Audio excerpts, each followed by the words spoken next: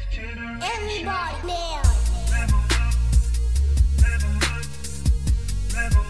next generation. Level up, next generation. Level up, next generation. Yo, what's going on, people? Welcome to another episode of the DLB-Network Podcast. I am your host, DLB, in Sacktown, Cali. Also with me this week is your favorite, Mr. Hoodnerd. What's up, though? Not too much really going on in the news because, again, everybody is still digesting all the news from E3. We got IGN doing the first with No Man's Sky. Sony coming out making some nothing crazy. Microsoft talking about a couple of things. GTA just had an update. So we got a couple of directions to take the show. We'll start the show off with the special edition Destiny console that Sony is coming out with, which I think is actually pretty dope. It comes out September the 15th alongside the new expansion for Destiny, the Taken expansion. And the update, or the decal console actually looks really good. Yeah, it's a nice console. The box art is pretty dope as well. But yeah, it looks pretty dope. It comes with the game, Destiny, all the DLC, and the console itself. So I actually think it looks pretty doggone dope. That's one thing I do have to give Sony props for this generation that they didn't do too well of last generation, and that was, coming out with these special edition consoles. Like they'll come out with the Uncharted edition or Motorstorm edition console, but the console is still the same regular black console. It's just the box art that looked different, and it would come with the game. But it's actually a dope looking console. I actually like it. I think it's pretty cool. You gonna go ahead and trade your PlayStation in and get that? Fuck no. You're like, I ain't messing with that. No. For what? So anybody who remembers the holiday season, waking up, trying to get on your PlayStation or your Xbox, and it was down due to the Lizard Squad. Well, one of the members of the Lizard Squad got convicted. He is now, first off, he was only 17 years old. One of the guys that they caught was only 17 years old. He's actually going to be working for the government now. So I'm pretty sure they came out with some little agreement for him to help the government with cyber attacks. So he, instead of him facing jail time, he made an agreement to actually work with the government to help them prevent cyber attacks. So anybody who was keeping up with that case, that's what happened with that. The Xbox One just had an update, but it was nothing special in it. It was just basically getting the console prepared for the Windows 10 streaming, being able to stream your games, and then the backwards compatibility for Xbox 360. Which is going to be officially launching for everybody this fall. But if you're a current preview member, that's available for you right now. But the most interesting news this week is the news coming out of Logitech. And I've been following and have owned a pair of Logitech headphones, and I've owned a bunch of things from Logitech. And they're actually changing their name. No, they're not. What? They just went back on that? No, it's not a change in the name. It's just the line that they're coming out with. It's still Logitech. So it's a new line that they're coming with? Yeah, you talking about Logi? Yeah. Yeah, that's a line. That's just the what you call them. It's just like a line of Logitech stuff. They're not changing Logitech It's not becoming Logi. It's just Logi. It's still Logitech. I know somebody that works at Logitech. It's still Logitech. It's just the line. So it's just the more hip. They're just changing their whole stance on everything. Like we're they're trying to be more modern and up to date. So the Logi line is going to be like more up to date stuff. I'm pretty sure. I think it's why, because they own UE, if I'm not mistaken, the speaker to do the boom speakers, the little 360 speakers. They own that, so that's Logitech too. But yeah, they're trying to be hip for the kids, for the babies. Oh, okay. Yeah, so it's still Logitech. They're not going away from you. Then that kind of threw off everything. You thought they was switching the whole thing? Well, because that's what this dude was saying in an interview from them. He said we're dropping the tech from our name because they were saying tech doesn't mean anything. So the last thing I heard was it's still Logitech. That's just Logi is the line, but I don't know. Maybe I'm wrong. But you know what we have? I have a computer, and But I said, and I have a computer, or I could just text my friend. Because it said, and this is from Gizmodo, it said, when I asked exactly why it decided to karate chop the brand name in half, the answer was simple. Tech means nothing. Tech is everywhere, said Logitech's VP of Brand Development, Charlotte. It says, a big Logi, the big letter LOGI comedically emphasized the size and the silk of a screen, whatever that means. And it says, tech is the air you breathe. It's in your clothes. It's in the future. Tech doesn't mean anything. It doesn't say anything. So she was speaking on as to why they were taking it out of their name, but I'll do some further research. But according to this interview with Gizmodo, they were saying they were dropping it from the name, and then to show some logos as to what the new name is gonna look like or consist of. But I'll do some further research on it then to see what's going on with that. So as of right now, if that is the case, that they're changing the name, I think that's just weird, especially just calling it Logi. Like, there'll always be Logitech to me, because that's just, that's what I've always known them as. So, next up in news is the Ark Survival Evolved. That game, it's the dinosaur game that we've talked about on here before on a number of times.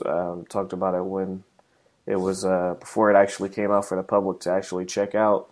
The game has been out for early access, and through early access, it says that they've topped 1 million early access members in sales. So I'm not sure. You know what? I'm gonna go check on Steam to see how much the early access costs to get in. But I think that kind of shows the hunger for dinosaurs in games. I know people have been like craving like a dinosaur-esque game for a long time. Because I remember when everybody was going bananas over Battlefield, the rumors about Battlefield supposed to have a dino mode. Like, people were going crazy about that. But I really can't wait to see this game hit consoles. I definitely want to try it. I want to check it out. Hopefully, because Microsoft has their preview program, their games preview program. Hopefully they add it to that, because I would love to check it out. It looks pretty dope. But speaking of games that involve exploration, we've been getting a lot of news, and a lot of people have been finally getting a lot of answers when it comes to No Man's Sky. Which again, IGN, they have the series that they call IGN First, where they get a first look into a game prior to it or before it releases. And they were sitting down with the CEO of Hello Games, and they were actually going through the game, and they were talking about Basically, what the general consensus that I had of the game prior to getting additional information is exactly what I kind of thought it was, which is like a Minecraft in space, so to speak, where I like the whole situation with that they have their own periodic table. Yeah, that's actually really dope. Yeah, I think that's kind of cool. I at this point, I really can't wait to get some hands on with it. I really, really hope they release a demo for this game for people that are just really unsure, because it is quite interesting. They've had my interest from day one, but now that I'm finally starting to develop an understanding as to what they're trying to do and how they're trying to deliver their game and how it's going to come across to different gamers. Actually, I like it. I like that there's multiple ways to play the game. There is a end goal. If you choose to chase it, you can. You can never try and go for it. You can, actually just be someone who just trades products and minerals. And I think like that's pretty dope. My question now is like the multiplayer aspect of the game. Is it going to be a situation where it's kind of like Journey, where there was like co-op, but kind of not really? Or is it going to be a situation where, like, if, Tay, you're on your planet and I fly over to your planet and I can actually see you, we could... No, then from what I'm understanding right now, that's not the case, unless that's something that they haven't explained yet. But my hope for the game is that it's at least a Destiny-sized party, because you know how Destiny isn't as big as you think it is. Like, there's only how many people on certain parts of the map, like 8, or you know what I'm saying, or like, you know what I'm saying. And once you get to a certain point, the map breaks off, and then you go with your fire team, and they go with theirs. Even though you're in the same part, you're on a different server or whatever. So Right. I'm assuming, hopefully, it's similar to that, to where you're traveling around with your crew of 4 people, if 3 to 4 people, if that's too what you'll call them, you know what I'm saying? And you can be in a common piece of space together, or but once you go further, you like, only my guys can travel with me to these points and destinations. You know what I'm saying? But I don't know. I don't know what the multiplayer brings, because they talking about trade ports, and it could just all be asynchronous, like they're saying. Yeah, which if it is asynchronous, that's gonna, like, man, I really think that's a huge missed opportunity that could have been there for the game. Again, I don't think that's going to change anything. I think the game's still going to be crazy popular. I still think people are going to buy it and have a blast with it. But like, that's one of the things that's huge with Minecraft, is the fact that you are able to actually be and play the game with your friends and do mining with your friends and, build and explore and so on and so forth. So I hope it is that, because if it is basically, like I said, if it's just pretty much a hybrid of Minecraft, man, this game is going to be a force to be reckoned with. Well, it's going to sell regardless, because that's why I said it's going to sell regardless. It's going to sell. It is very Minecrafty. I mean, you should be able, like, they kind of like just the procedurally generated world gives it that feel, because Minecraft is that, in a sense. Like, it has a base, but everything within the world is different. Like, me and you could play the game, but we'll get a different, like, thing. If you dig a hole where I dug a hole, you wouldn't get the same thing I might find. Right. So it's that, but it's on a grander scale. So, like, somebody was kind of breaking it down to me, like, the world is going to be broken. When you start the game, it is a procedurally generated game. So it will build your world. Just like, Don't Starve. that was a procedurally generated game. You know what I'm saying? Where every level was built on the fly. But this seems like it's going to be like your world is built. So wherever we start off at, the whole universe is built mathematically. Like built. Like that's it. Like it's, even if you can't find it, it's already built for you. You can find other people's planets later, but your worlds are already built. And then, you know, that's how everything is different everywhere. You know what I'm saying? So I see that. I like that. I just want, yeah, I agree. I want to know how we'll be able to communicate, if we will be able to communicate. Yeah. Yeah, but the game that they're trying to deliver is extremely ambitious. I think they're just going to, because I hope that they're not thinking that it's going to be a situation where, okay, we're done. Here, let's ship it, because this game is going to be a game that's going to continue to evolve. Like it's going to be a work. It's going to constantly be a work in progress, so to speak. So, I mean, once they release it, the sooner you get rid of the server issue, because I know when this game comes out, there's going to be some kind.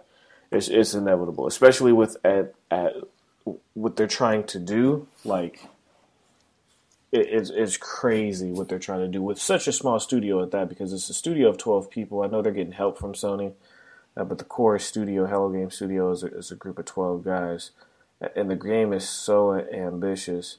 So, yeah, that's why my expectations when it comes to like a social-esqueness of it, like live social content, is kind of like I'm assuming that that's not going to be the case. Probably initially, maybe later on down the line. I don't know. I just can't.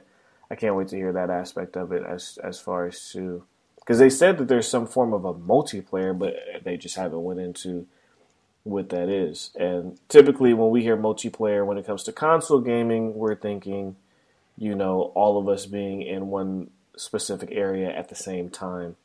But you know, it could be a mobile type situation where, you know, I will never see you, but we can interact. Yeah, and I can make an impression on the world. Right. So you can find my planet, and that's another thing that they talked about. You'll end up finding the things that you discover on the planet.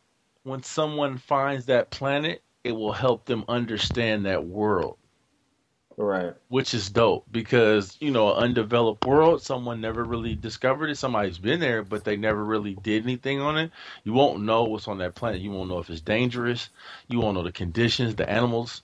But if someone discovers it and does work, it helps you when coming to the planet, so you know, like, oh shit, I can go here because I'm capable of going here. You know what I'm saying? Or, you know what I'm saying? It's not like a mystery. So it's kind of like it's like you said, it's like a slight help to the people. Like, you know what I'm saying? Like you're helping others along the way that might find your whatchamacallit. So stuff like that is dope. And then just the fact that if I just want to be a trader, I could be a trader. If I want to become a pirate, I could be a pirate. If I want to be an explorer and help people find planets, and when they do, make it easier, their lives easier, I can. Or I could never leave the planet I'm on and just stay there and just do whatever the fuck I want. Like, those are all options. And it's crazy that these are the type of games, these are the type of games that are coming. Even Minecraft, like, your imagination is the possibilities.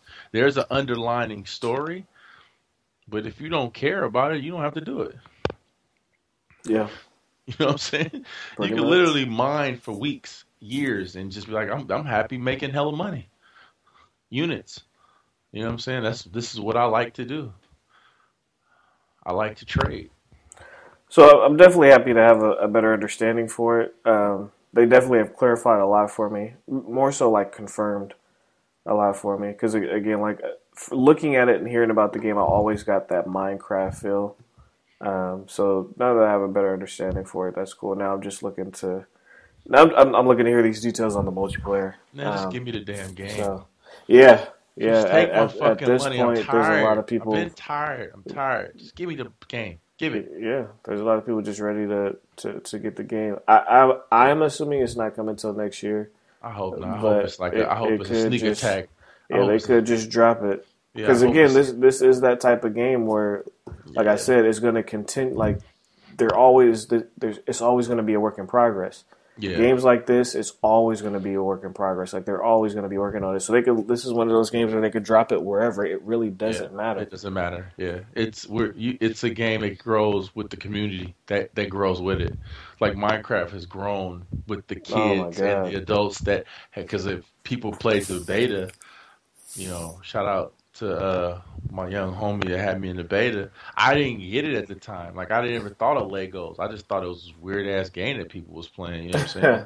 I did until I had someone kind of dropped it on me, and I was like, damn, it is kind of a Legos thing where you can build. And then that was my thing, was like, why the fuck isn't Legos doing that? Look, Legos is doing it.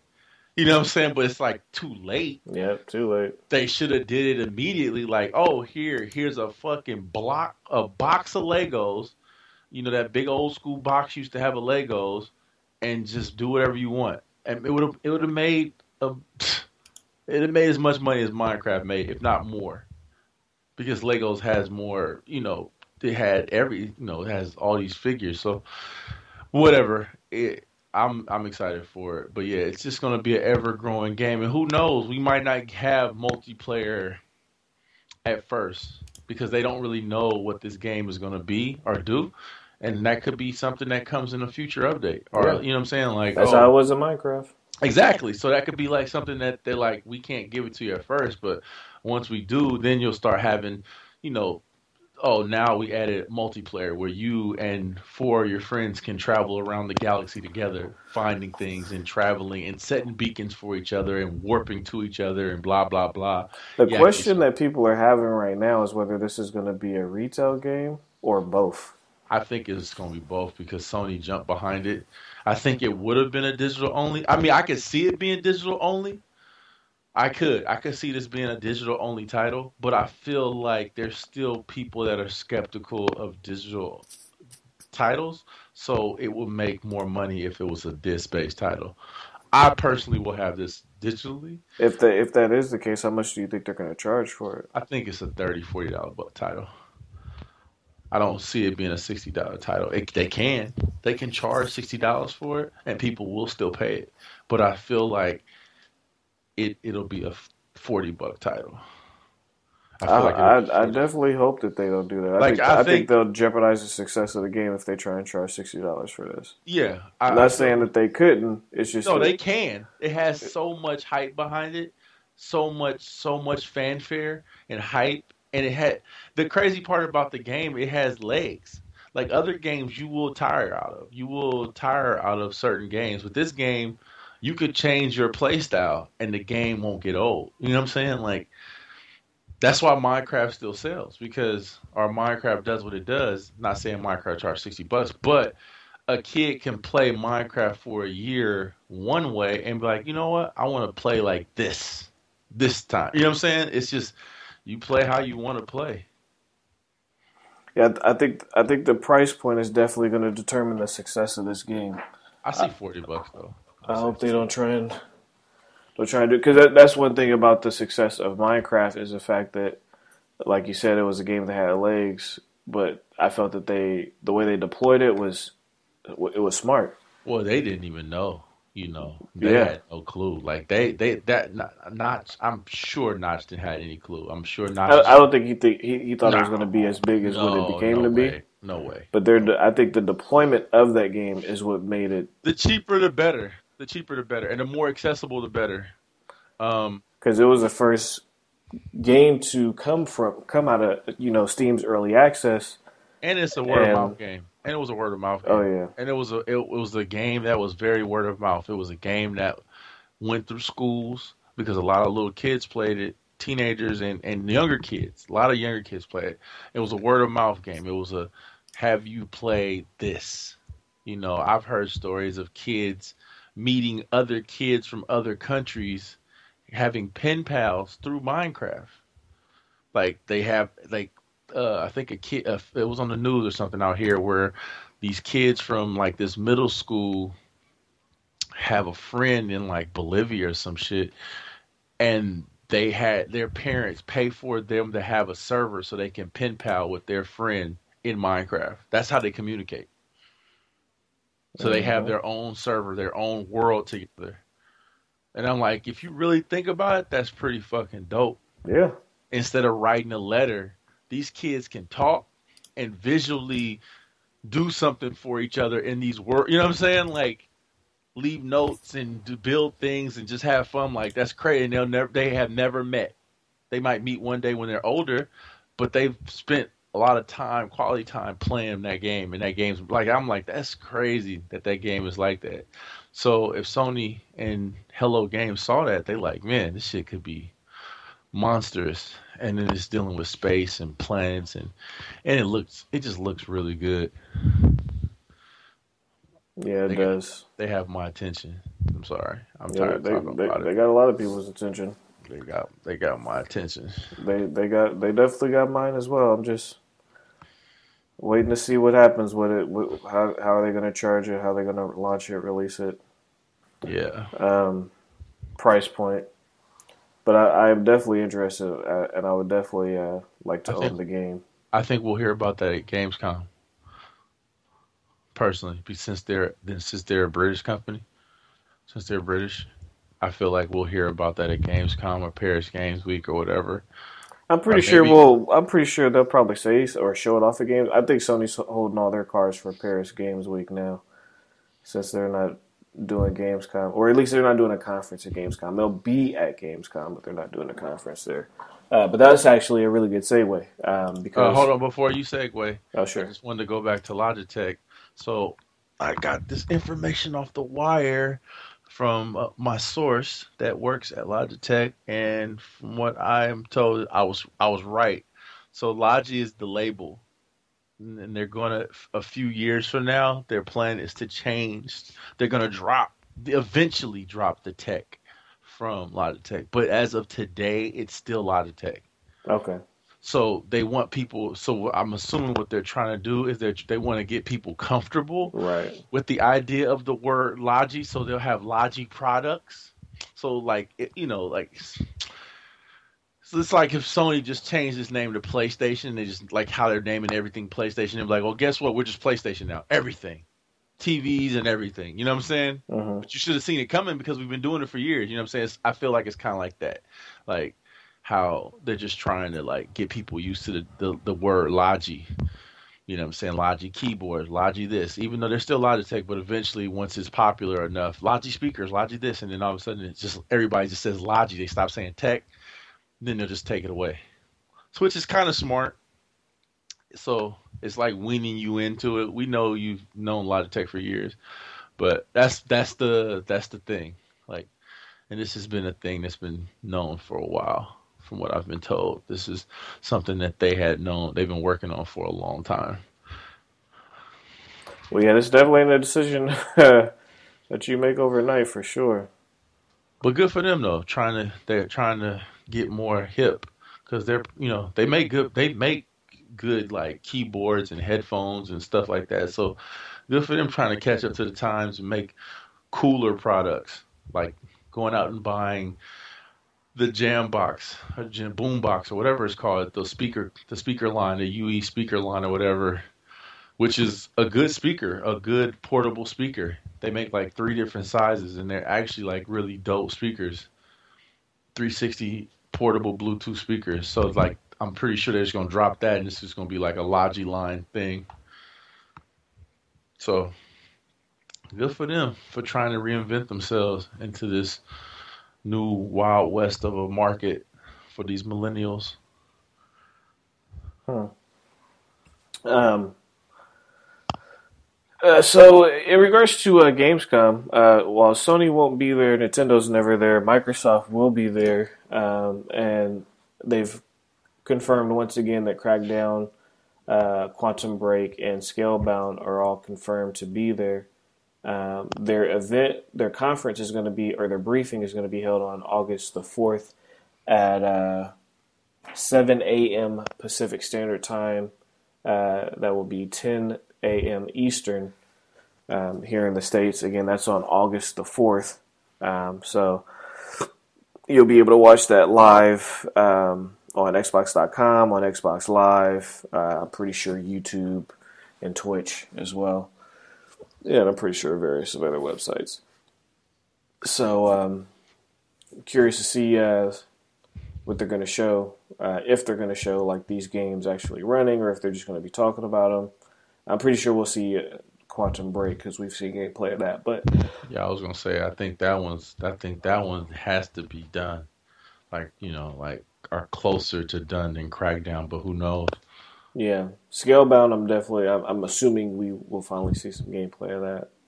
Yeah. Crackdown is the one that I'm thinking we may not see anything at all, but they may show something. It'll probably be, if they do show something, it'll be a it'll be a demo just built to show the scale of the game. You know what I'm saying? Mm-hmm. So it'll be a piece like, it's still the Crackdown you love, destructible this and superpower that and all this stuff. But guess what? It's, this big. You know what I'm saying? The world is this big. For all you guys who are on Android that have been wondering when will you be getting the Android version of the Fallout Shelters, tentatively they have a scheduled date for it to launch in August. Currently, the app is the top app in the App Store, the top free app in the App Store. They have been ever since they announced it back on June 14th. So, they some of the stats from the game is the App Store's most downloaded game in 48 countries, and the most downloaded app of any kind in 25 countries. At the time, people were playing the game 70 million times a day, which basically means people were opening up the apps about 70 million times a day, which I guess that's a pretty cool stat to know about. But nonetheless, the game's popular. It's popping. If you have an iPhone or iPad, what have you, iOS device, it is available in the App Store, and you can check it out. Again, if you have an Android device, the tentative launch date is for August of this year, so a little less than a month, or over a month, depending on when the date's actually going to happen. Next up, I don't know if you've seen this today, but there is a video going around of Mario and Unreal 4? Yeah, I've seen it. I wasn't impressed. There's a lot of people that are impressed by it. It to me, and if you guys haven't seen this video, if you just go on YouTube and you type in Mario is Unreal, the video will come up, and it's basically him in these extremely realistic environments, but he still looks cartoony. He looks like he doesn't belong in these environments. It looks off. It looks as if somebody took Mario from the cartoon world and tried to put him in the real world while still looking the cartoon form. I can see if they tried to make Mario, the character, match these environments, like have him look more realistic, but he still looks cartoony running around like these real world environments, and it's, I don't know. The environments look dope, but Mario actually running around it was kind of like, it looks cool. It looks alright. It's not real, obviously. Nintendo has nothing to do with this, but yeah, I thought that was a little weird. But they did put him in a cartoony background. For one of the whatchamacallits. And when they did, that's when it looked realistic. But they got one where they have him in this tunneled or basement looking environment. They had him in a freaking apartment. A super real ass looking apartment. Dog, what you mean? You sound like a hater. No. So what? Mario can't have an apartment? No, his character model just doesn't match us. It looks way too damn cartoony. What, cartoons can't have apartments? No. Nobody said cartoons can't have apartments, but if you're going to have him in realistic environments, make him look more realistic. I think you are racist towards cartoon people having real apartments. Have you ever seen Who Framed Roger Rabbit? This fool is stupid. I rest my case. I am microwave. Did Roger not have a real apartment? I think he did. Him and Jessica. He had a real looking chick. No, she was not real. She looked real. No, she did not. No one. These I almost said these young ladies out here tripping, trying to get their body shaped like that. That's not real. Yeah, boy. No one. No, that looks crazy. As a young boy, it didn't. Yeah, exactly. That's what I'm talking about. Because when As that a came young- out, I was a little. About yeah. Woo, shit. Who framed? But yeah. He said, "Who framed?" So I was already excited to see the Star Wars game that Visceral's actually working on. For those that don't know, Visceral is another developer under the EA brand, and they're working on what some people are calling the true Star Wars game. I won't get into all that, but it is the one that will have a single player. Who are these people? Well, let me say this, and then we'll get into to that conversation. But there was a post that came out. There was an interview with a couple of the guys. It was a Q&A panel at MetroCon with a couple of the guys from Visceral Games, and they were talking about what their inspirations are for this game. And it said that their current inspirations for the game is Star Wars 1313 and the Uncharted series. Now, but we kind of knew. We knew. You know what Visceral is going to give you. Like, we know that they do third-person games. So we kind of knew and especially hiring Amy Hennig, we knew.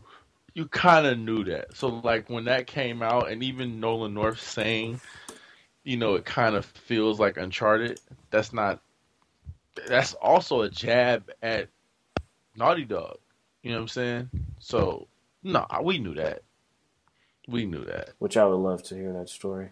We knew that. For sure we knew that was happening. Knew what was happening. That it was going to be 1313-esque because it had so much fanfare, so they looked into that. They like... I honestly, I didn't know where their heads was at. But when I heard them say that they was inspired by 1313... Because 1313, I was like, the concept and the synopsis for 1313 sounded amazing, and exactly. It's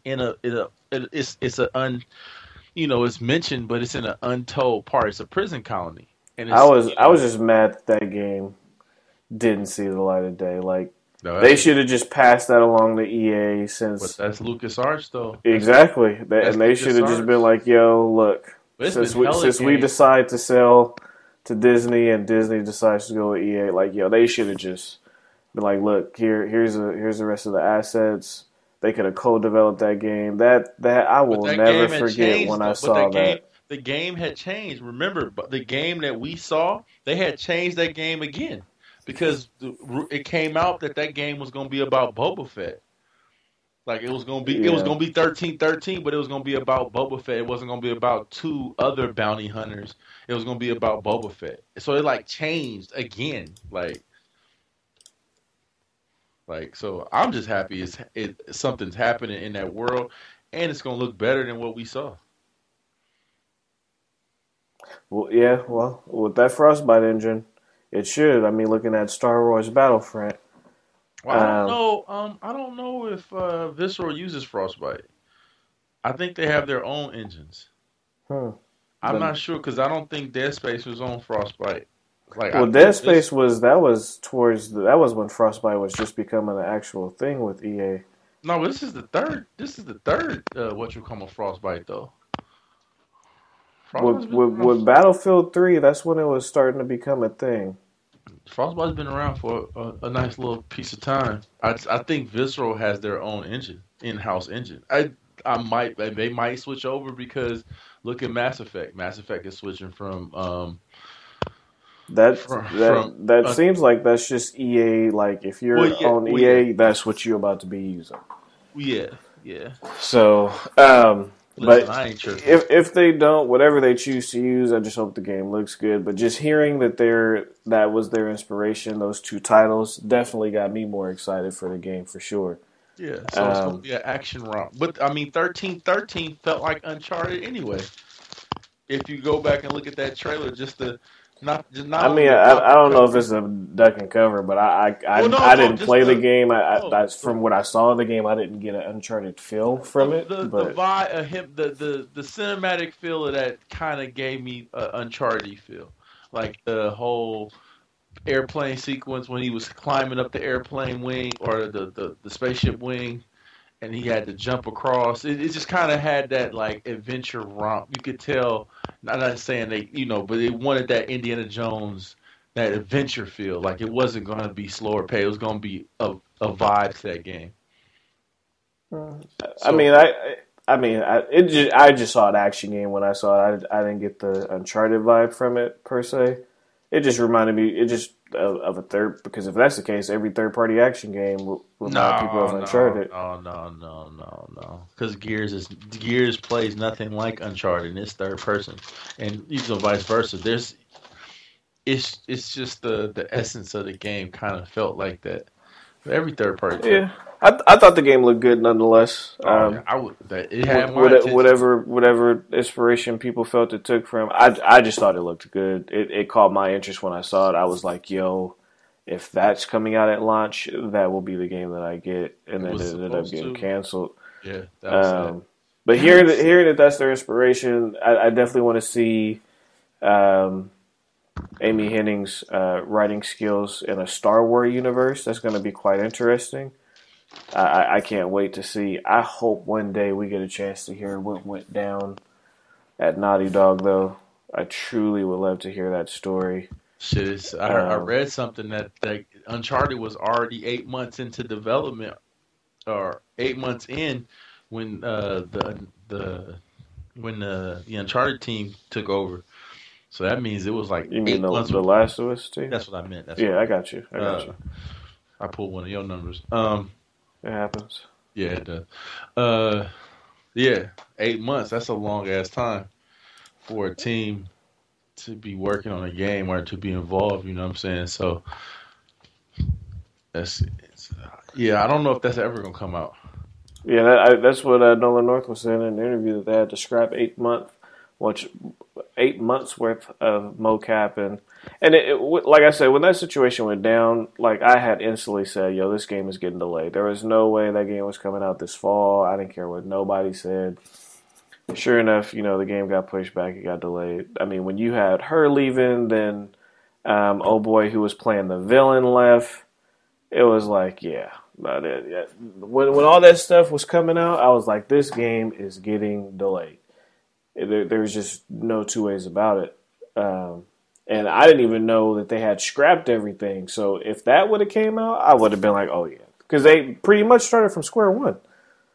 They scrapped the board and had to start like all over. So I'm curious to see what so pretty much none of this game has anything to do with Amy Hennig. So I'm really curious to see what their take on the story is going to be. Maybe they still did pull from the bases that she created. I don't know. Or maybe they just truly did just be like, yo, wrote the story again from scratch. At any rate, I'm just really curious to see and play the game. From the scenes that they've showed so far, it's been good. Haven't really picked up on too much story elements, and nor do I want to. But I'm definitely looking forward to this Uncharted game.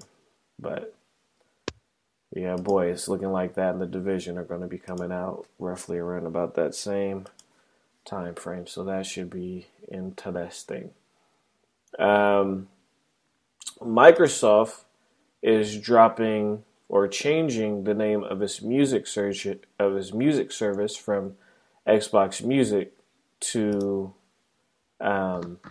Groove. Yeah, which was an interesting Groove Music, by the way, which was an interesting name change. I mean, that's different. Groove. I don't know. I mean, I guess it's all right. So I'm assuming they're going to be changing the name to Xbox Video at some point. Or actually, they did change the name of Xbox Video to Groove Video. Huh. Where I know they changed that one too. Forgive me for not having that information, but I know they changed both, and they're both officially changing on July the 29th. But I know they changed the name of both of them. And it's funny because they were going in the direction of Sony, where they were going to be naming everything Xbox this and Xbox that, which I'm not a big fan of all that. I'm not a fan of groove music. No, I'm not a big fan of groove.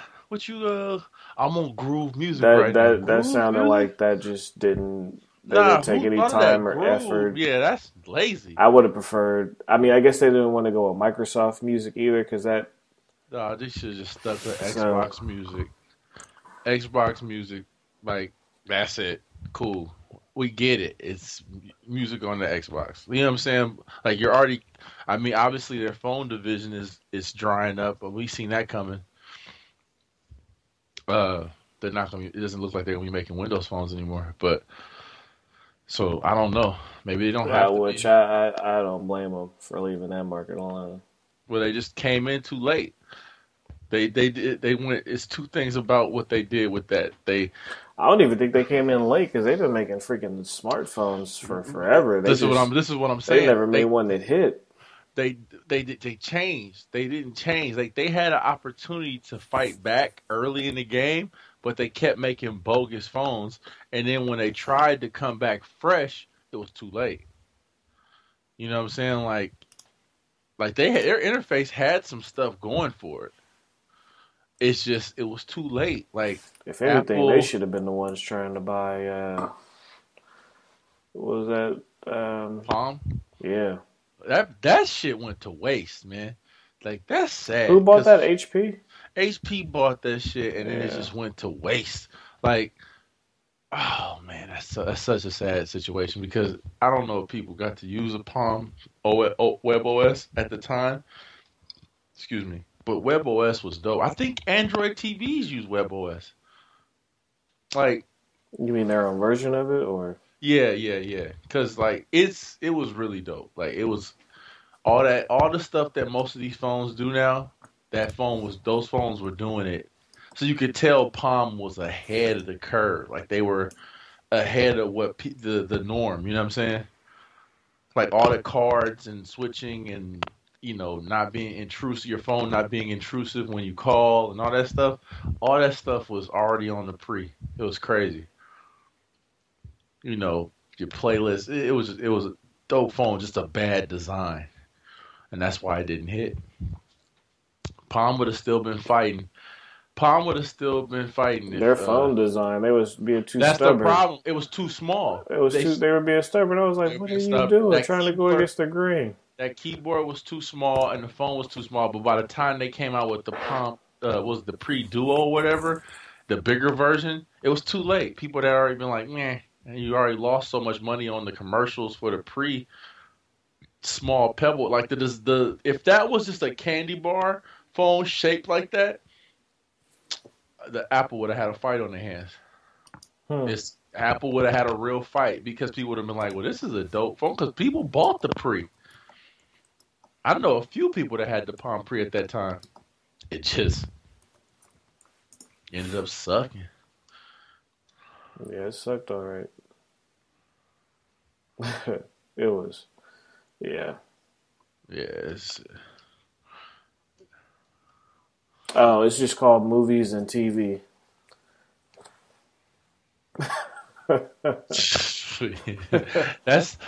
I'm sorry, that's taking a fucking step backwards, though. Movies and TV. Yo, that's taking a step backwards. It's just, there's no originality to that. No, that's a step backwards, dog. That's a real ass step backwards.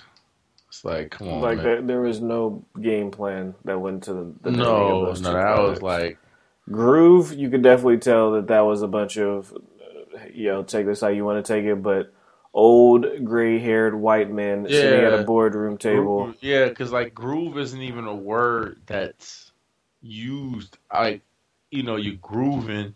I get it. All right, you're in the groove, but that's not even a word. This is what they said. Groove describes what people feel and do with music, says Microsoft.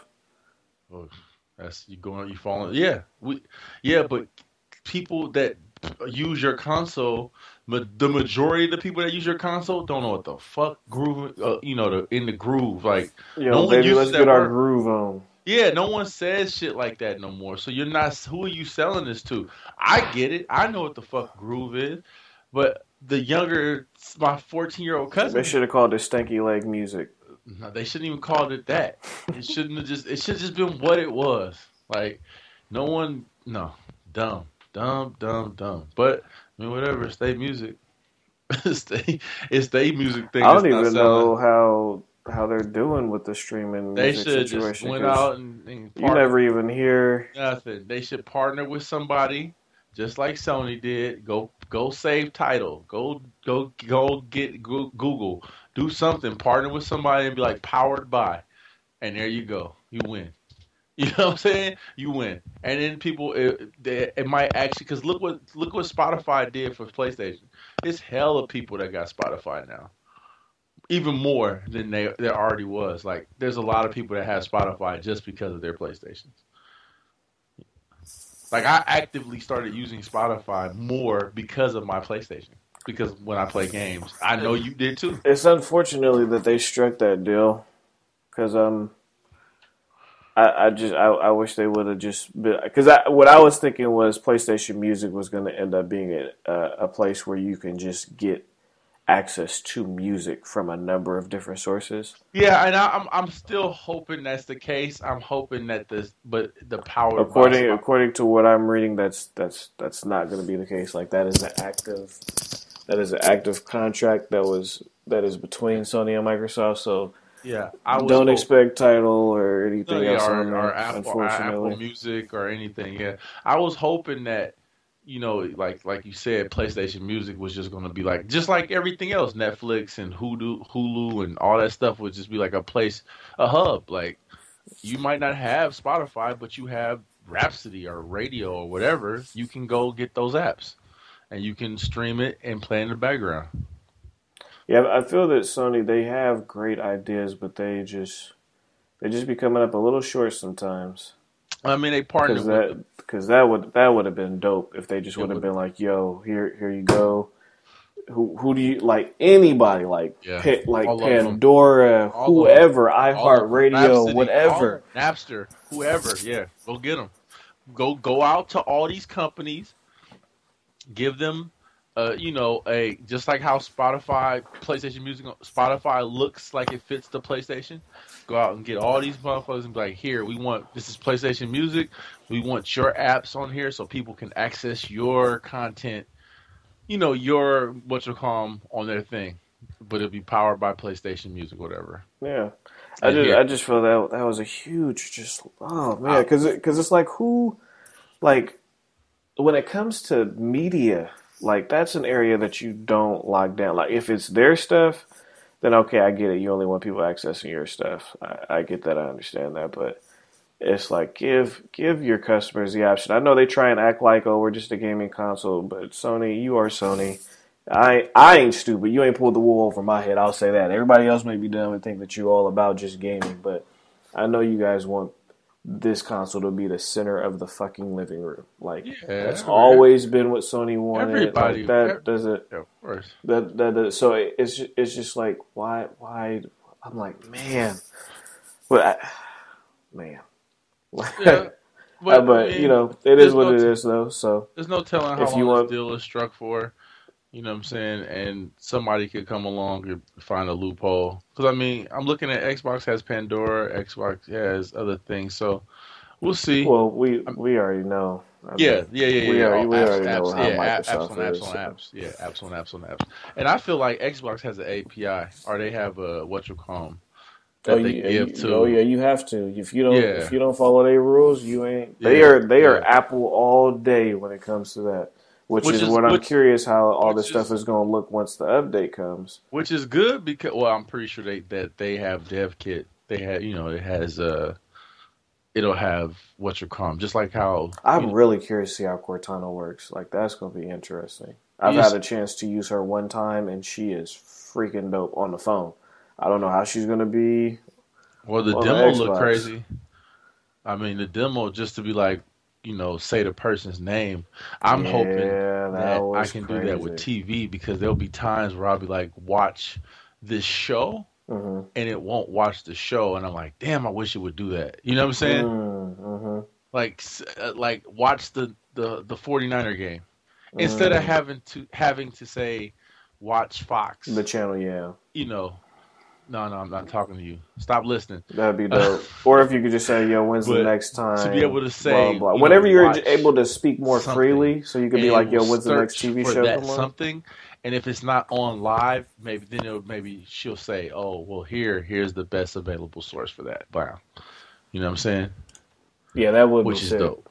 I feel like because sometimes you might not want to have to say the channel, but you might always be like, watch this show, watch Game of Thrones, and it'll turn.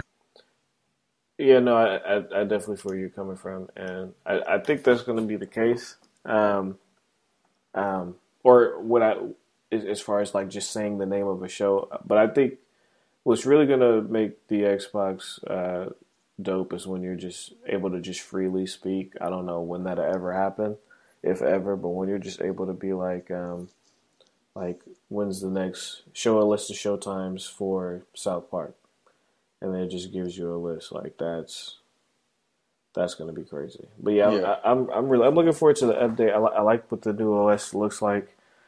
They cleaned it up a lot. It looks like it's going to be quicker to obtain certain items, applications, and games. So I'm looking forward to it. But yeah, man, it would be nice though, if ever in the future or whatnot that Sony gives you the option.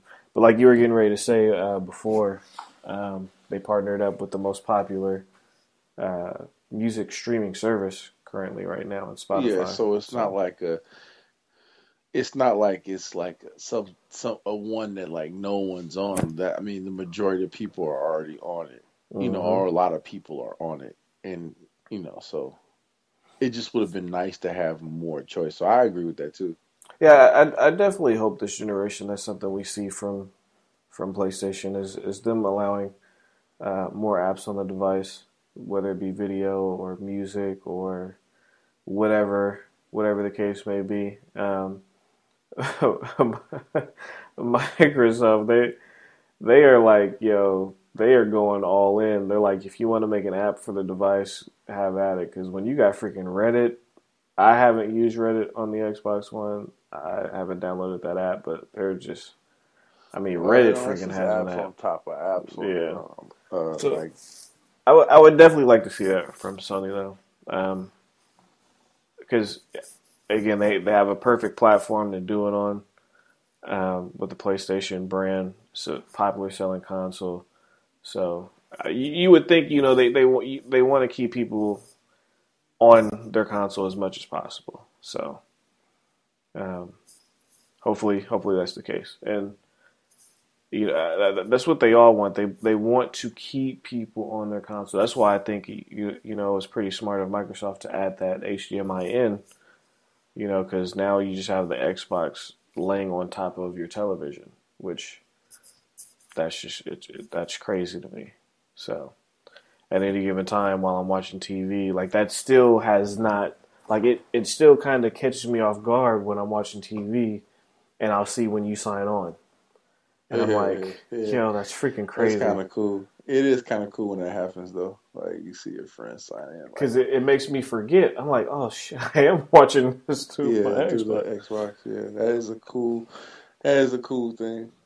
That, and it is a constant reminder, oh, shit, my PlayStation doesn't have this yet. Yeah, and it will never. No, as far as being able to see when your friends sign in and out. Well, yeah, and then even just the fact of getting a notification period while watching TV. Yeah, like, crazy this as person's hell. broadcasting, this person's doing this person's doing that. So, yeah. but I definitely hope within a update soon from Sony. Like, one thing that I really, really, really would like from them is I would prefer more than a favorites list, but at this point, I will take whatever they can give me. But I just really need something to where I could just get to my core friends, or just show my core friends when they sign in and out, or just an area where I could just see just the core group of people that I truly care about. I hope there's an update. Hopefully that's the next update. Because this friends list thing, it's cool. I'm glad they added more people, but I definitely want to be able to, because one thing that throws me off is when you add somebody's real name. Like, one thing I wish that they did is when somebody adds their real name, that takes over their PlayStation ID, which I don't think that should be the case. I think the PlayStation ID should be the dominant name.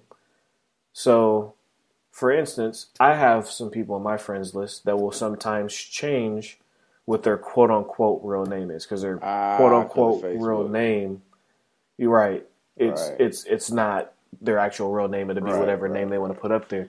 And so because it goes by that, it'll change the order that they're listed in, because it goes alphabetically by your real name. So what you're saying is the main name should be the username, the PSN ID up top, and the bottom should be the regular, exactly. Right. Because you can never change, well, until they add to you can do that, you can never change your PSN ID. So I always know when I'm looking for, like, for instance, I always know when I'm looking for you, unless you change your name, you're always going to be in the D section. But at any time, you could be like, nope, I want to change it to Tay. So then I'm going to be like, okay. So if I go to the D's thinking that you're still Deontay, you're not going to show up and be like, okay, well, he's not online, because I didn't know that you changed your real name to T, or to Tay, so, which is in the T section. So I really, really despise that. So that's why I hope that they just come out with the boop, here's your favorites, or just allow us to goodness gracious, organize our friends list however we choose to. But just give me a favorites list so I could just at a glance be like, okay, are these people on? Okay, no, they're not. That's it. But I really wish that they would change that, though, because people can change their real name. So, then it just changed the alphabetical order. Because again, if this is what they say it is, which is a gaming console first, then we should be going off of people's PSN IDs and not their real names. And that's another thing that throws you off, is because when you're looking, I don't know if you've ever noticed this, but some games, when you're searching for someone, it'll look them up by their real name instead of their PSN ID. Have you came across games that do that? In like an in-game. Yeah, when you're trying to send them like an in-game invite, it'll show their real name. I haven't paid attention to that. Instead of their PSN ID, and I'm like, oh shoot, I don't know. Like we did the real name request, but I don't know them by their real name. I know them by their PSN ID. So it's some stuff that I hope that they're looking into, but I'm pretty sure they're not, because they're probably thinking, well, if you're doing a real name request, these are people that you know. So maybe I'm, the only one having that issue. But nonetheless, main thing is like a favorites list. Please, please, please, please, Sony, give me that favorites list. I beg you. And then once you give me the favorites list, let me see when these people sign in and out. And then after that, we could work on, whatever's next down the line. Real briefly, that's all we had for this week. Really short podcast. Like I told you guys, there wasn't really much news. But real briefly, I wanted to talk about maybe three different things. Some of them are gaming related, some of them aren't. The first one is Mad Catz. Mad Catz is unfortunately going through trying times right now. And people like you and I, Tay, who have been gaming for a long time, there's a lot of people don't even know who the hell Mad Catz is, because by the time they started gaming, like back in the day, third-party accessories were huge. Third-party accessories was a booming business. Yeah. like, especially for me, it was very rare that I would buy the official controllers of my consoles because they were just insanely expensive compared to the third-party controllers, which worked just as good. So I used to have Mad Catz controllers. I used to have, what was the name of the other company? I think they started with a P. Was it Plantronics? I don't think it was Plantronics. No, it wasn't Plantronics. It was Mad Catz and somebody else. I can't even remember their name anymore. But they were like, when it came to accessories, like, those are who I would go to for my memory cards, too. I never bought an official Sony memory card because their memory cards were like crazy. I was like, man, I ain't buying it, please. And I'll get a third-party one. But nonetheless, Mad Catz is like one of the last peripheral third-party companies that exist. They've been around since 1989. And the big project that they're on right now is doing all the instruments for Rock Band. And so, you know, it looks like they're getting ready to file for bankruptcy and possibly even close the doors to the business. So here's to hoping that Rock Band is a massive success because they're co-publishing Rock Band with Harmonix. So I hope that, you know, it would suck to see them go. I'm pretty sure it's probably inevitable for them. But hopefully Rock Band is a mad success for them and that'll raise their revenues back up. As of right now, the main thing that's keeping them afloat is manufacturing arcade boards for Street Fighter. So yeah, man. Wanted to touch on that. So, best wishes to Mad Catz and their employees there. It always sucks to see people lose their job. Mad Catz been around almost as long as I've been gaming. I mean, Mad Catz been around almost as long as I've been gaming. So that's crazy to think that they're almost obsolete. I mean, think all the places that have shut down since we've been gaming. Like Midway used to be huge. Yeah, Midway was a monster. And it's like they're not even in it. Yeah, oh man, Acclaim. Acclaim used to make a lot of wrestling, a lot of my favorite wrestling games. Yeah, those used to be like. Didn't Acclaim make Turok? Yes, they did. I believe they did. I believe they made Turok. But yeah, man, it's crazy to see like these old school. And I know we're missing like a bunch of different companies that I can't think of off the top of my head right now, but I definitely remember Midway and Acclaim, boy, because Midway, man, that's where the Blitz series came from, NBA Jam series came from, Mortal Kombat series. Man, it's crazy. That's how WB got access to Mortal Kombat. That's from when they THQ. THQ. I mean, people know about that. That was like a big thing. It's crazy to see this happen. The next up, I wanted to speak on something Hoodnerd and I talked about when we were talking about, you know, some of the things that I would like to see from Apple in the future come from their devices. And it was a person-to-person payments via NFC, and it actually looks like, or not, it looks like they actually have filed a patent for person-to-person payments. So that's pretty dope. Because you know, with don't get me like Square and all that stuff, it was cool when all those things came out. But I mean, that would be so much more convenient to just tap phones with somebody. Hopefully, well, not even tap phones. All your card information is on the phone.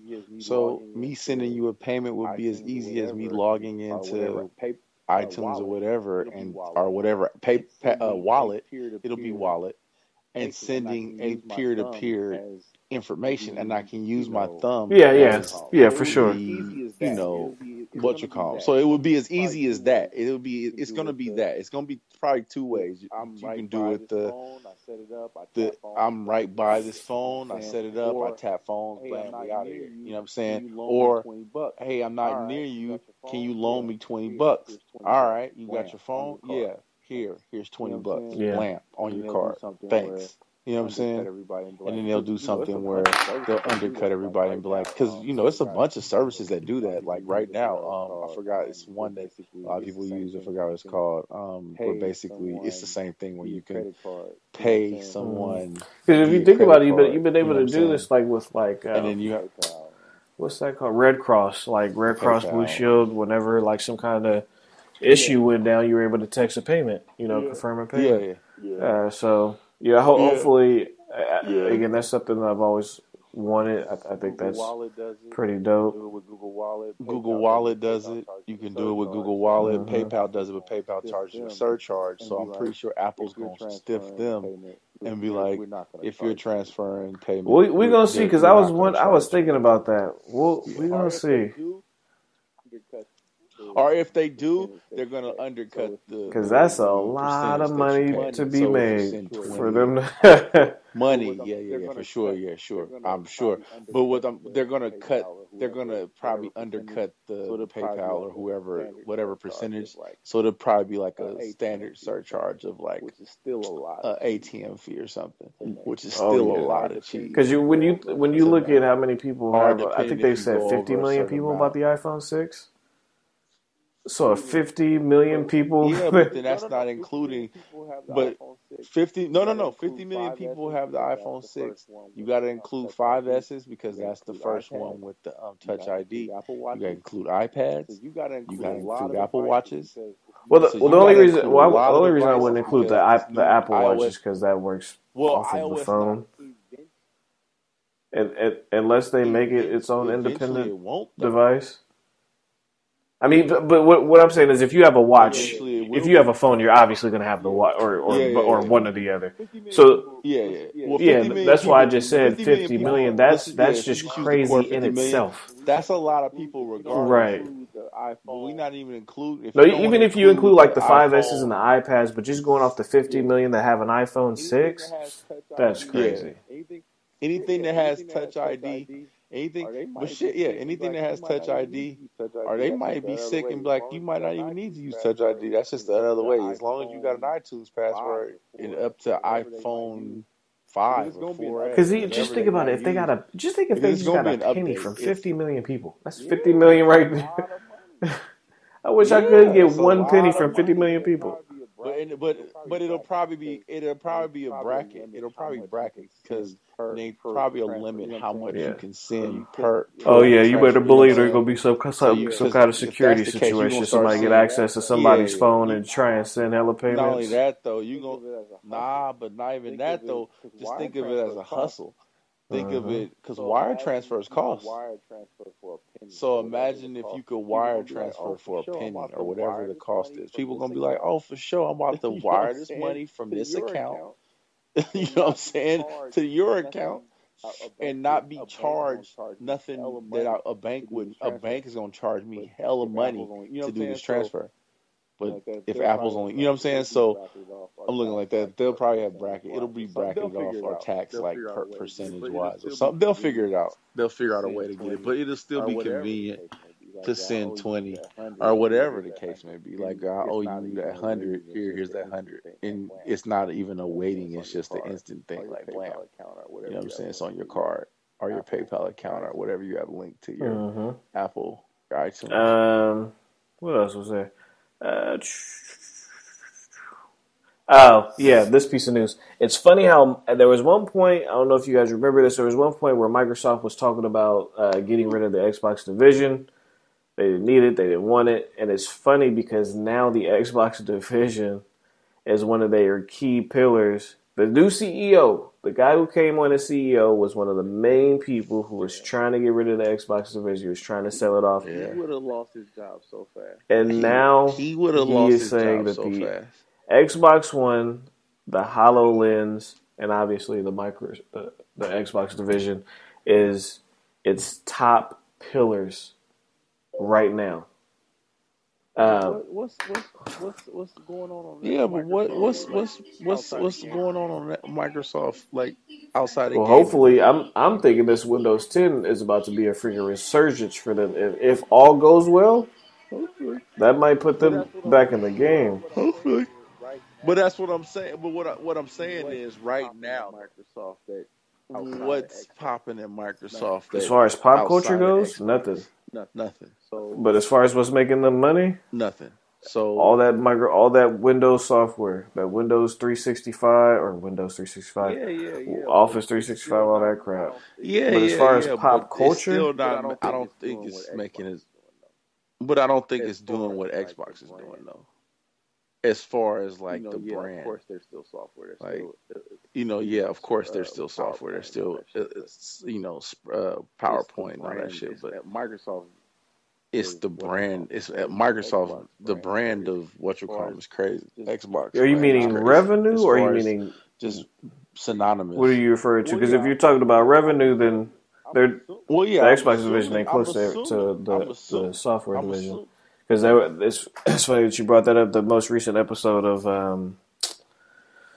what is it called? Podcast Unlock, which is IGN's official Xbox podcast. They had an interview with Phil Peter Moore, and I can't remember the guy's name, but he was the guy to he designed the first Xbox.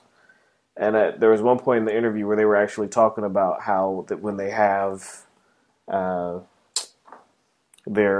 forgot what he called the meetings. Basically, when they have a company-wide meeting, the head of each division, they come in, they sit down, and they talk about what their revenues are, this, that, and the other. And Phil Schiller he said he went in the meeting and he was talking about how they needed more budget they need more of a bigger budget, so they could create more new IP exclusives in-house instead of outsourcing them and buying them from other divisions. And he was talking about how he was afraid to speak on the number that he needed and the revenue that he needed. He was like, we bring in the least amount of money. He said the Microsoft Office guys, they bring in dollars by the billions. We're bringing in dollars by the hundred thousands. He was like, we're not even close to what they do. But the way he got to that was he was saying that he went in there saying that he needed basically to spot him $1 billion to get a couple of new IPs off the ground.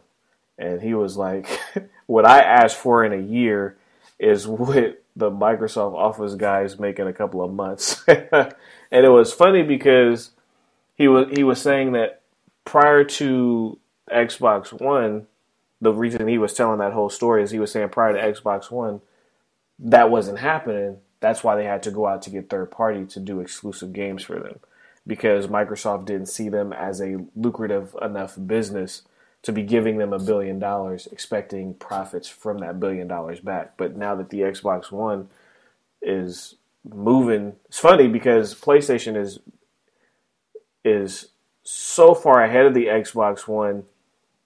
Microsoft is still doing historic numbers for their gaming division. But because Sony is so far ahead, it's like all we hear about the news is, PlayStation being a top selling console, outselling Microsoft 2-1. But internally at Microsoft, this is the fastest selling console they've ever had and the fastest generating revenue that they've ever had from any of their gaming consoles combined. So being the original Xbox and the Xbox 360, this is topping both of those already combined where they're at. So he was, saying how the division used to be taken as a joke compared to all the other divisions because they brought in so much money.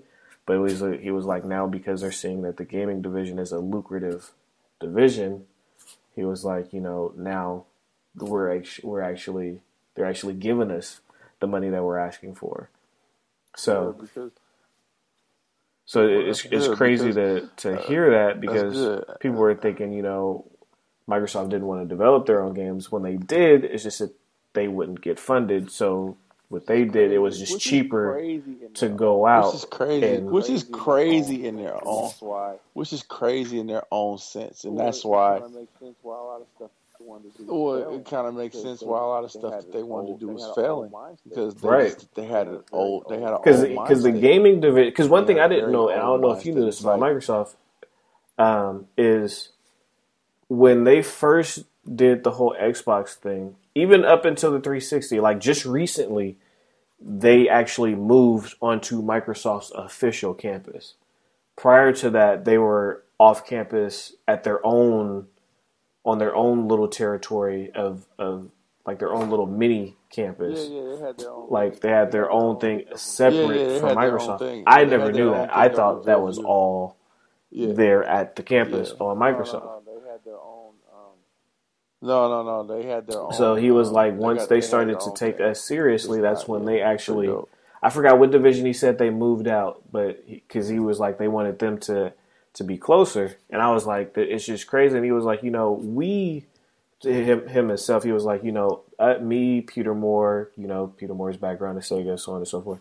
He was like, we're really gamers, so when we were trying to get them to budget certain things, and he was like, there was a reason why Halo was the only game pretty much on the original Xbox, and he was like, because they wouldn't fund anything else because they weren't taking the gaming industry seriously. And he was like, once we got Peter Moore on for the Xbox 360, he was like, that's when they finally started to take us a little bit more seriously. And he was like, when the 360 took off, that's when they finally full blown. He was like, that's when Bill Gates and Steve Ballmer finally came to our offices and started to treat us as if we were like a part of, the family, so to speak. And that's why at the launch of the PlayStation, or at the launch of the Xbox One, when what was his face that used to be the CEO? I can never remember his name anymore. Matt or Mark? Matt McCraddock? What was his name? Don Maddox. Huh? Don Maddox. I can't remember what his name was. Don Matrick. There you go. Yep. Yeah, Don Matrick. It's Don Matrick. They came out and they were like, we're investing $1 billion into exclusive content. I don't know if you remember when they said that. Okay, so that was he was like, at that moment, that's when they finally looked at us as a legitimate piece of the business, and he was like, now that I'm CEO. It's crazy and sad at the same time that they were so stuck in their old fucking ways. Yeah, because the Xbox. Another story. Anybody who's into just gaming history, even if you're not an Xbox fan, that was a really, really great podcast. I definitely recommend people listening to it, because also in that podcast they were talking about how the Red Ring of Death. They said Steve Ballmer saved the Xbox 360 from becoming Sega Part 2, because Peter Moore went to Steve Ballmer. He said he had a meeting with Steve Ballmer. He said he and his finance guys got together with the whole Red Ring of Death situation. He was like, they couldn't figure out in the beginning why the systems were red ringing. So he said what they had to do was they had to give people a brand new console and FedEx the box to the customer for 2-day shipping, and then get the new console to the customers with 2-day shipping. So he was like, we only wanted the customer to be without a box at max 4 days, at max. And he was like, once they calculated all of that, it came up to $1.29 billion, right? And he said he was terrified to go to Ballmer and deliver him this information. And he was like, if Steve Ballmer would have said no, that would have been the end of the Xbox division, the end of the Xbox period. He was like, when he went to Steve Ballmer, he told him what the situation was and how much it was going to cost. He said Steve Ballmer didn't even hesitate. He was like, do it. And he was like, that's what saved the Xbox 360. Because if it was not for that, he was like, we wouldn't have been able to fund. A laughing stock. So it would have been a laughing stock. It would have been a joke. It would have been 360. Would have been the Dreamcast. It would have been a joke. It would have just been like, would the Dreamcast have? Yeah. Well, no, as far as it dying like fast, that would have been a fast death. That was like a first year death. That'd have died in the first year. That would have been a crazy story. That'd have been something we would have sat back about. So it's cool to hear stories like that. So again, if you're into like hearing those stories, those kind of things, like again, it's Podcast Unlock. It's on IGN. You can see the video version on IGN's YouTube page. But that's sad. It's sad though that it took them that long to realize that. Well, I mean, so yes and no, because we are talking about Microsoft, who they're doing like a shit ton of money compared to anything that a gaming division would bring in. So I could see why they would be like, yeah, there's money to be made. No, but that's very old. But that's a very old. It's a very old way of thinking. It is an old way of thinking at that time. But Microsoft money compared to gaming industry money, I could see how they could have missed the ball. Right, but they had the money. But that don't mean you want to. That don't mean you want to blow it though. And when I say blow, I mean they had for sure the money to really push it. If you really gonna jump in, don't put your toe in. Put your foot in. You know what I'm saying? And it's kind of well, I mean, that's how some companies are when they're experimenting. You know, they don't want to go full force. They just be like, let me try it out. Yeah, but now they see it's popular after the popularity of the 360 should have been like, yeah, this is, or even the Xbox. The Xbox had caught on like it showed because the 360 was like really popular. So it should have been like, let's put some more cheese behind this because this is really something. I mean, it is what it is. It happened now. I mean, it is what it is. It happened now, and they have a new guard. So, yeah, I feel that Microsoft running the show. They could, because that they're saying what goes up must come down. And Microsoft had a really long run, and I'd probably say the last 5 years plus. They haven't been like rock bottom. They're still an extremely lucrative company, still one of the richest companies in America. No, so it's not what they were. Right. No, they're just not what they were. I really feel that from the Xbox division to what I'm seeing with Windows 10, I think Microsoft and with the Surface tablet, like, if I had some extra income, I would definitely invest in that Surface tablet. Like, that tablet to me is dope. One of the dopest tablets on the market, in my opinion. One of the dopest tablets on the market. I would definitely look into that thing. So between the Surface tablet, Win 10, and, the 360, no point intended that the Xbox One has did since Phil Spencer has taken over. It just seems like they got the right people in important positions right now over at Microsoft. So over the next couple of years, I'm really curious to see, how the company looks. I mean, the HoloLens is another amazing piece of hardware that they have. So we'll see, man. I'm always happy to see companies do well. I'm always happy to see great competition. I never really like to see any company go down because the less competition there is. I think the less entertaining and consumer friendly a specific genre or area of the business can be.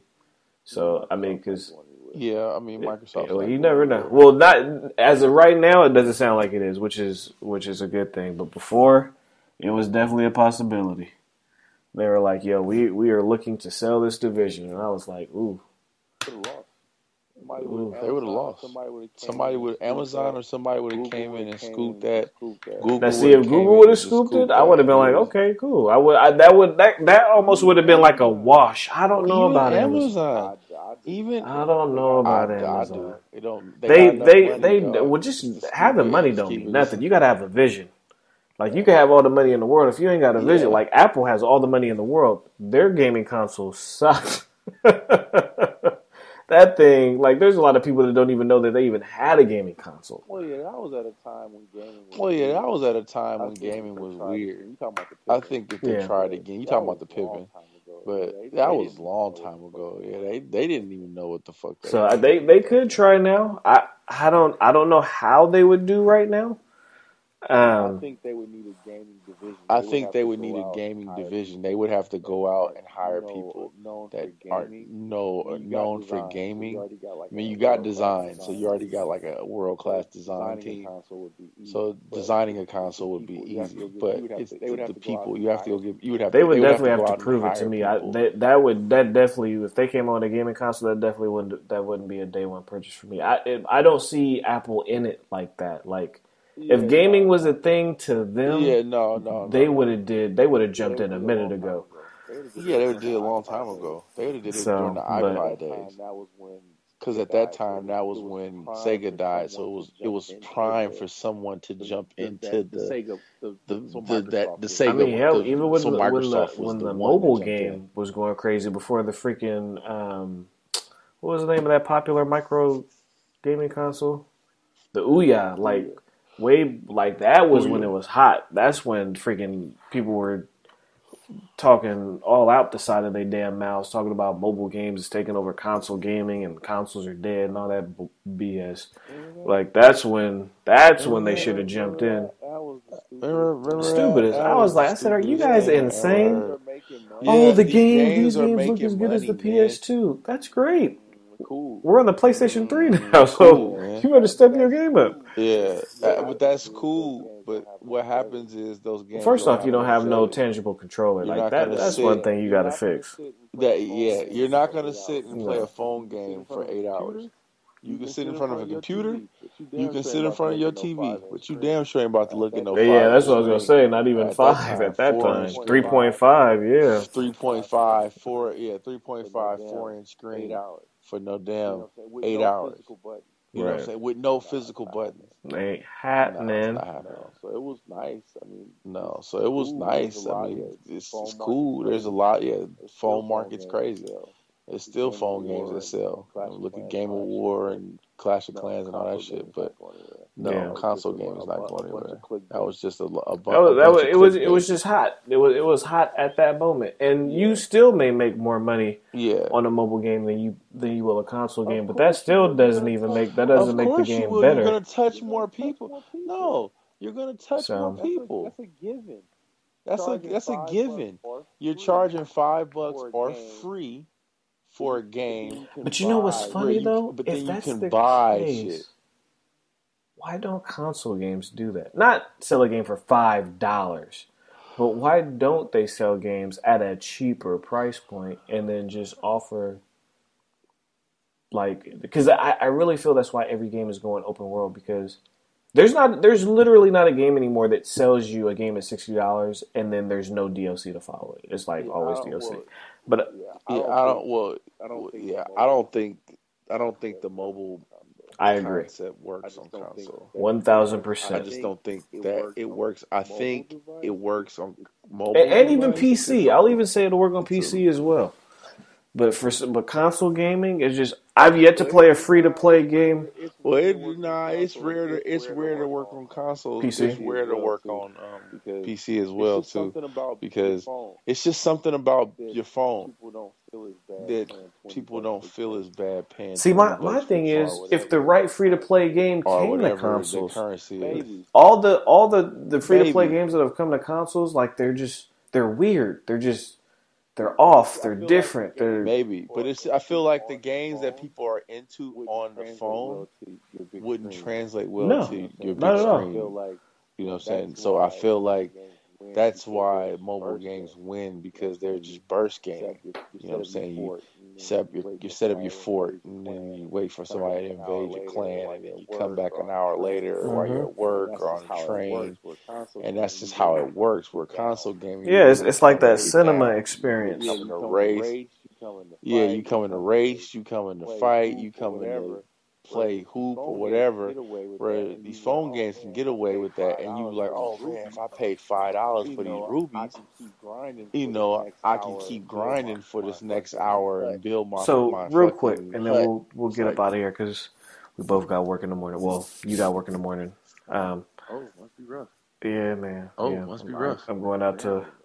I'm gonna be in Valencia for the next couple of days. What? What you going? Oh, what you? Magic Mountain. Where you Oh, going? you going to Six Flags? Yeah, man. Oh, you Yeah, going man. to Six Flags? Gotta man? do it. Gotta do it. Oh, man. Listen, I'm gonna tell you what to Oh ride. man, listen, how to I'm gonna ride tell it. you what to ride, how to ride it, man. Oh, my Are nephew, you a he got rider? that on lock. It's funny. The reason we're going is because he's in this engineering program in high school. He wants to actually build roller coasters. He's That's like, what's up. he's super heavy That's in the what's roller up. coaster tycoon. Like that's all. Like he used to be. Like he's the one who put me on the Minecraft, but like since So he's He likes to build. yeah, So he likes to build. we're actually That's going what's up. down there, and they're going to give him. And he I helped him out. I got the information for him, but yeah, he set up the meetings and all that stuff, and like all on his own. This ain't through the school or nothing. And they're going to give him a little tour. It's like a lot of astrophysics. Yeah, it's like Yeah, it's a man. lot of astrophysics So and what He's super excited. He's a junior. He'll be a senior next year. So yeah. So we're going out there for the tour, but you know we're also gonna. He has a season pass to Six Flags, so we're gonna go do the rides. Yeah, you're gonna get to ride the rides. I'm just gonna, I know these things. I do So- these things. You know, but anyway, VR. Last thought.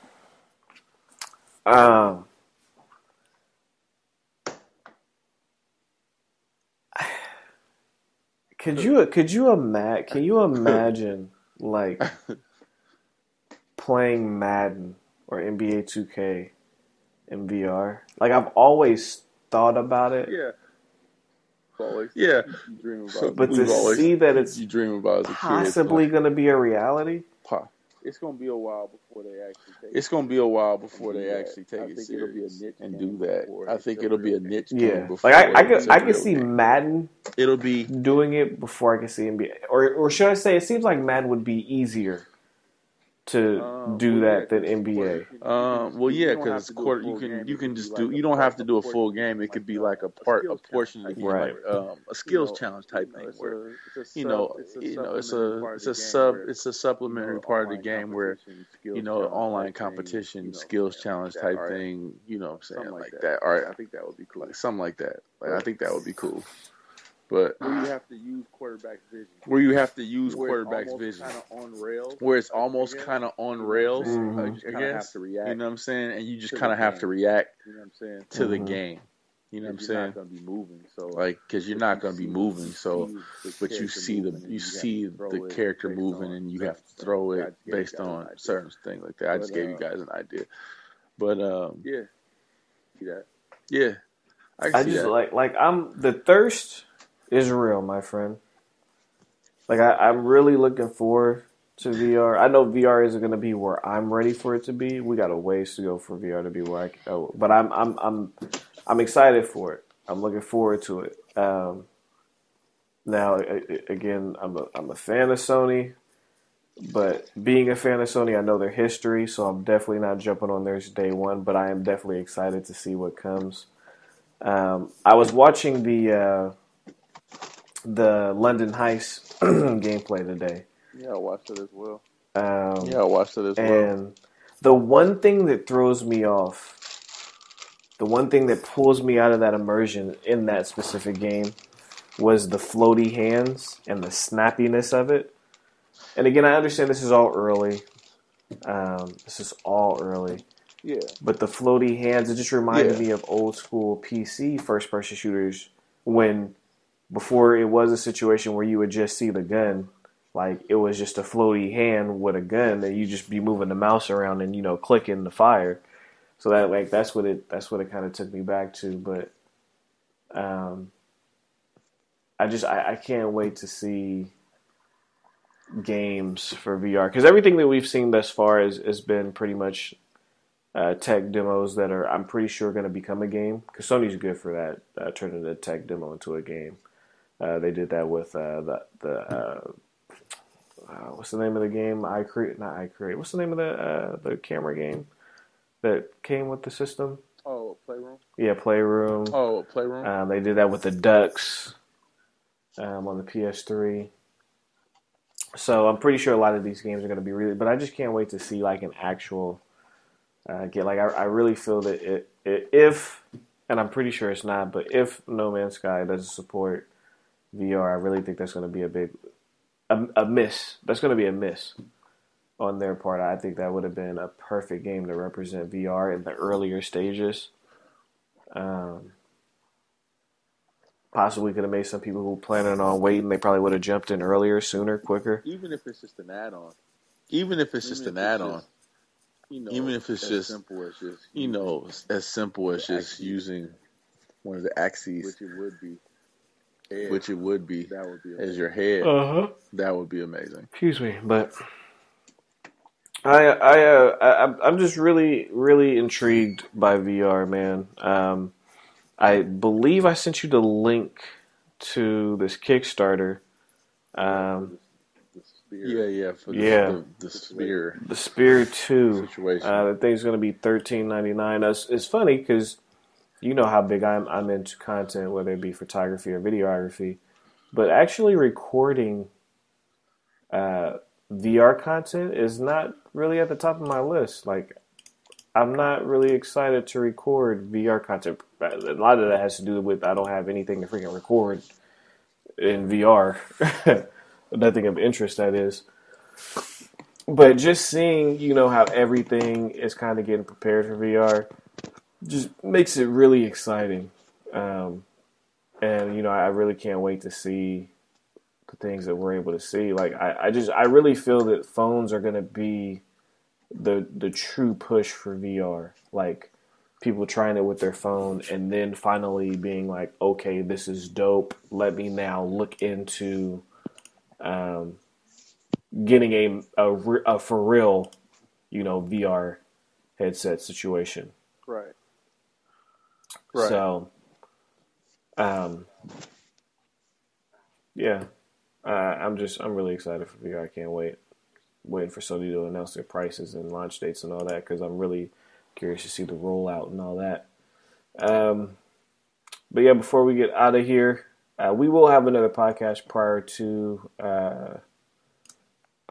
Actually, the next podcast will be on. Yeah, we'll have another podcast prior to. But just want to give everybody a heads up. If you guys don't know, make sure you guys stay tuned for Prime Day on July 15th. Amazon, if you are an Amazon Prime member, if you're not an Amazon Prime member, just go and sign up for Amazon Prime. You get a free trial if you haven't used it already. If you have, then create a new email if you want to go to that extent. But Amazon Prime Day, July 15th, they're saying that their sales are going to be better than Black Friday. Prime members can shop for exclusive deals with electronics, toys, video games, movies, clothing, patio and lawn furniture, sports and outdoor items, just everything. And that's going to be on July 15th. I'm excited for it. I think this is actually a smart marketing move. I actually need to re-ante up on my Prime. And I heard the Prime was going to be going up in price again. Whew, excuse me. That sucks balls, but I heard it's supposed to be going up in price again. Hopefully that's not true. Yeah, I hope not. But I'm looking forward to it because speaking of VR, there are some VR headsets that I actually want that are compatible with a lot of different phones, but it's compatible with the iPhone.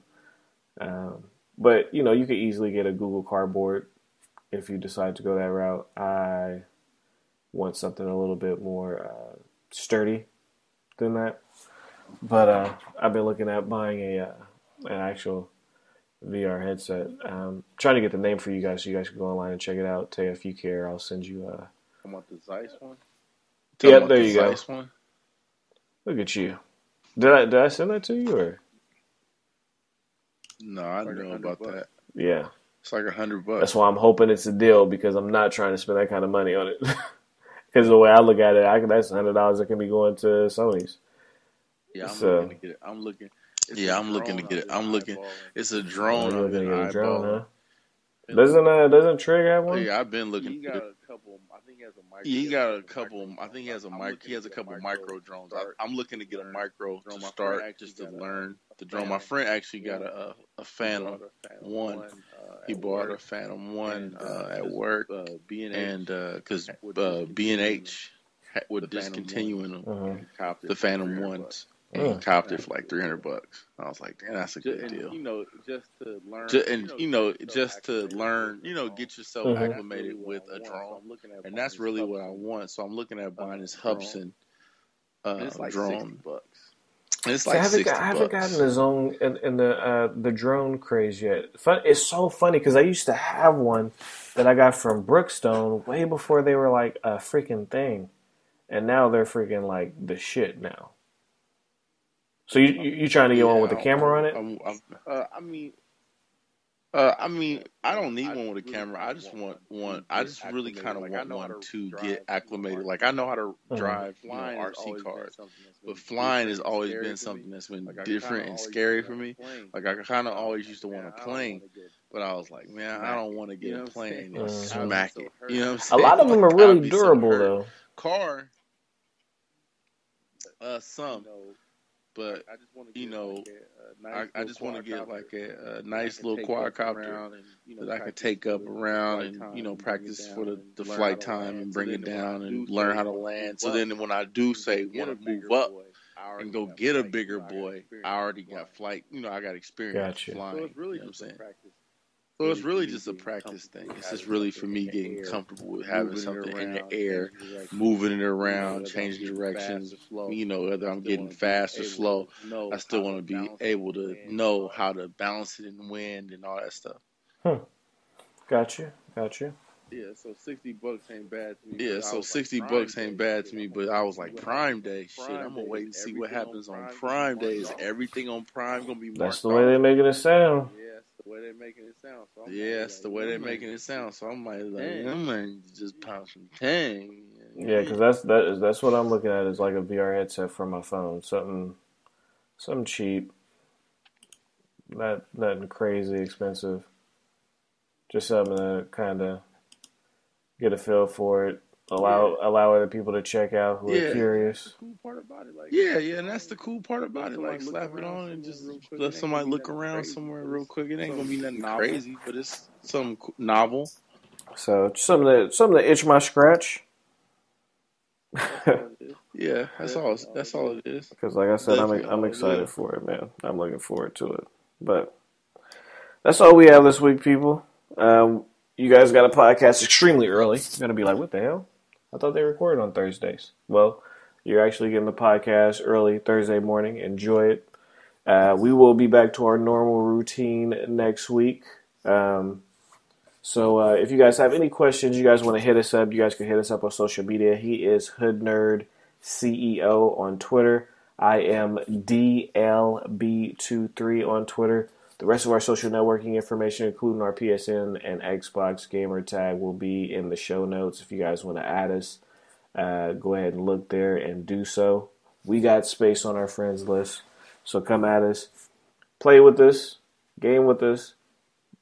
One request, though. If you jump in the room and I'm in a party chat, speak to me, people. I'll talk back. You know what happens? A lot of times people don't know because I've done it to people on accident where you're clicking to see who's in the party. But do you sit there, though? But you accidentally click. So what happens is you're trying to see. What happens is people feel like clicking X. Right. But when you know that you accidentally hit X and you went to the party, because I know exactly what you're talking about. It's been a couple times where I've been dipped. So I've been that guy. But you'll either say something or you'll immediately dip out. I've done both. I've done both. That's what I'm saying. They will literally be just chilling. Yeah, of course, I'm against it too, but I've done it, and I'm like, so that's what people be doing. That's why people will dip in, dip out, because they click X and they think they gonna see it instead of clicking options. Talk to me, people. I talk back. You can just say, yo, D, I was just trying to be a stalker and see who you was in a party room with. Hit the wrong button. I'll be like, yo, you know, Biggie. Here's a tip, though. Here's a tip. When you see a party chat, if you didn't know this already, when you see a party chat, if you just sit and watch the party chat long enough, on the party screen, it will show you everybody's name. It will change. Yeah, you'll see a little jittery jump. Yeah, it'll change names. So Yeah, it'll change names. So like it'll start off with the party leader, and then after the party leader, it'll show each individual member. It'll kind of like scroll it. Roll it.